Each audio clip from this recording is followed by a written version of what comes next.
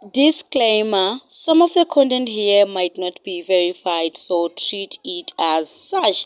Welcome to the Right Corner YouTube channel.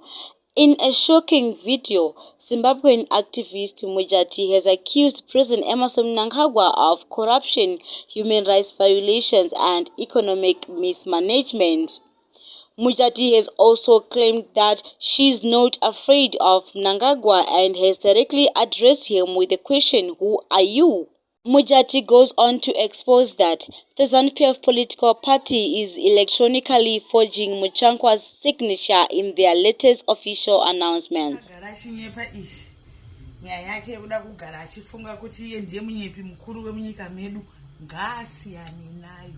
Mnangagwa dambudziko renyika. My name is MUJATI, just in case maybe you don't know me. I have to show my face because I always show my face. Just like in 2017, I know you were a petty criminal, a thief who used intimidation to rob our country of our sovereignty, our peace, our freedom, and our rights. Yes, you might have those your miserable sons, Sean Collins, Emerson Junior Tungai. I don't care. I'm a Zimbabwean. I don't care. You want to abuse our system? You want to abuse everything about us being Zimbabweans? Let me just tell you, mister. Inini and each gets in the kuita bootlicking. And each gets in the corruption. I work. I was educated in Zimbabwe. I've got a history, just in case. My history is straightforward. You know, tell me I could bend yai.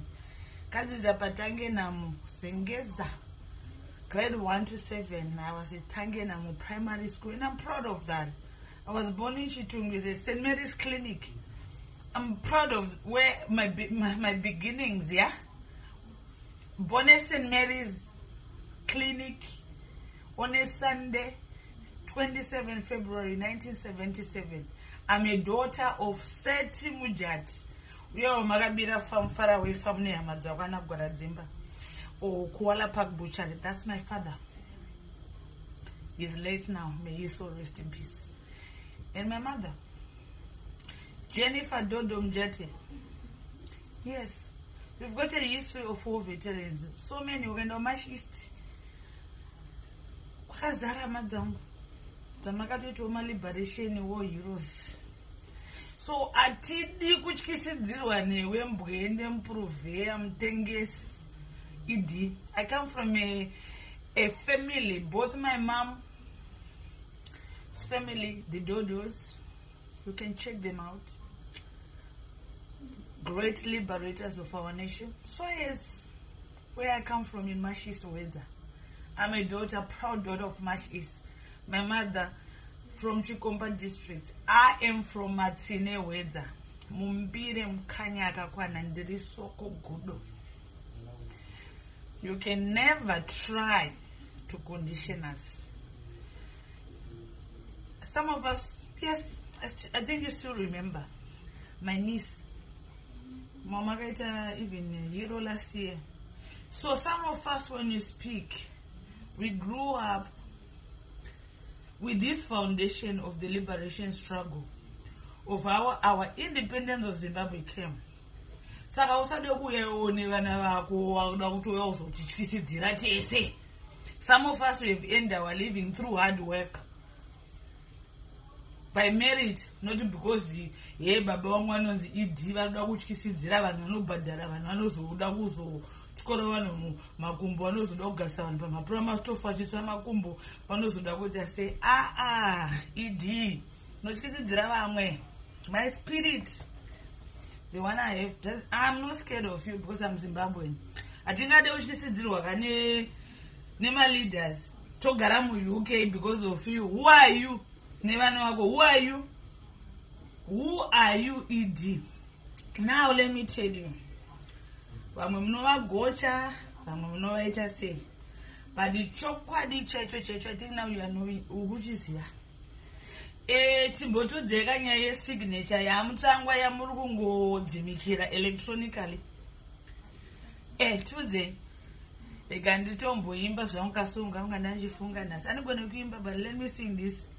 Mahiya akaramba akati aiwa ndidi.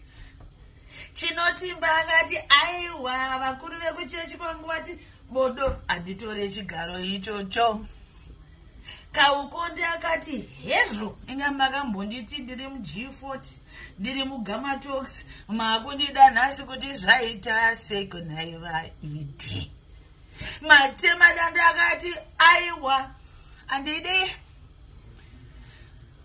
Endakaunoita iwewe mukuru wemawo veterans nemuproviya wemaIndia nemaAsians ED. Ndakaunosaina matsamba chemawo veterans suramba uchida kusoro nyembera nezita raMutsvangwa. Muproviya mukuru. Ndiwe ED. We are tired of your people are suffering. You are taking our land. Asians vane muland muZimbabwe.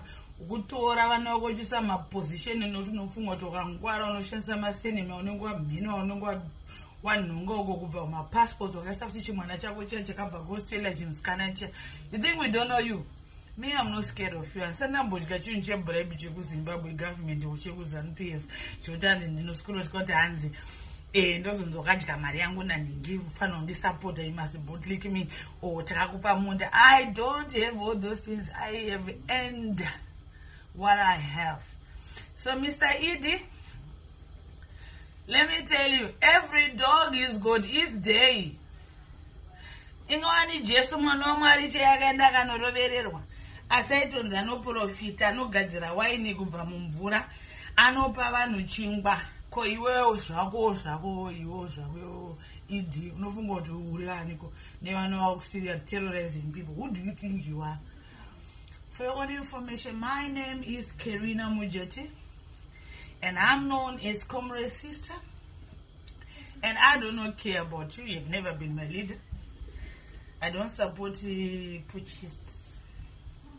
Your entitlement is sickening. Our people are suffering. You understand me? So, Mr. Edie, enjoy whilst it lasts. That's all I can say. Please, before I end this, can you produce Chris Mnangagwa and Monica Mnangagwa? We would like to see them publicly, not from old clips of your Zimbabwe broad bullshitting cooperation, which you call ABC. Can you produce Monica and Chris Mnangagwa? My war veterans, Wangoda Wambunyikida. Who are you? You think Zimbabwe is about you and your children? And your children will give different surnames. ZANU. Apana chisingapere paspace varino. Maybe munosvikangano. Even when you pachamanya, anashoni, anakolins, and Satanyoko, your children, they are called him first him Satanyoko Zimbabwe. Outer. My name is Karina MUJATI. Edie name Satanyoko Evanwako. Your day will come. Enjoy whilst it lasts.